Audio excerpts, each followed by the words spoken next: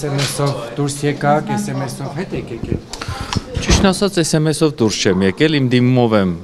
դուրս եկել եւ իմ դիմումով էլ մտել եմ համակարգ պետական նորից։ Սա լուրջ վերաբերմունք է պետական աշխատողի նկատմամբ, որ անկախ կառույցի ղեկավարին այնուամենայնիվ տեղեկությունների համաձայն Նիկոլ Փաշինյանն անձամբ է հրահանգում դուրս գալ։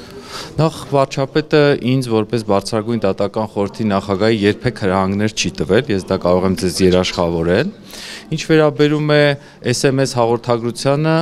ես նախկինում էլ առիթ ունեցել եմ ասել, երևի այդ հարցազրույցից որևէ մեկը չի դիտել Civilnet-ին, հուսամ կտեսնեք, որ սա նոր չեմ ասում,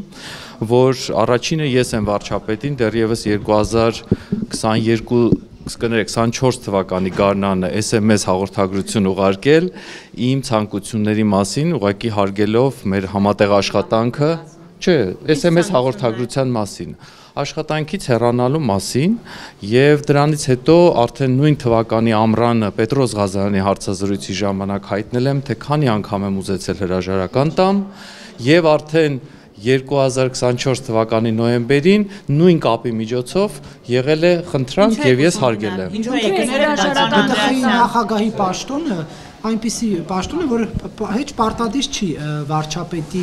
բան անել, ասել, որ պետք է պարզապես դիմումը գրել եւ հեռանալ։ Դուք ինչու եք դատական իշխանության ներկայացուցիչ լինելով, ընդ որում բարձր պաշտոնյա, գործադիր իշխանության ներկայացուցիչին տեղյակ պահում։ Նախ միայն գործադիր իշխանության ներկայացուցիչին չեմ տեղյակ պահել, տեղյակ եմ պահել նաեւ 4-րդ իշխանության ներկայացուցիչին, օրինակ Պետրոս Ղազարյանին, իմ ցանկությունների մասին, տեղյակ եմ պահել օրենսդիր իշխանության բազմաթիվ ներկայացուցիչների հանդիպել եմ Հայաստան խմբակցության դաշինքի հետ, հանդիպել եմ քաղաքացիական պայմանագիր խմբակցության հետ եւ բոլոր խմբակցությունների հետ քննարկումները եղել են ոչ թե իհարկե իմ հրաժարականի մասին, այլ են բարդությունների, խնդիրների մասին, որ ես եմ առաջին հերթին տեսել դատական իշխանությունում, անկեղծ ասեմ, ինչ որ մի պահի նաեւ հասունացել է այն համոզումը, որ ես չեմ կարող արդյունավետ շարունակել այն բարեփոխումները, որոնց մասին երազել եմ տարիներ շարունակ։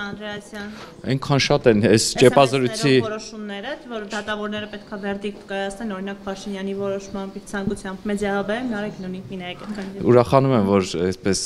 ենթադրություններ ունեք, բայց ձեր ենթադրությունները սխալ են։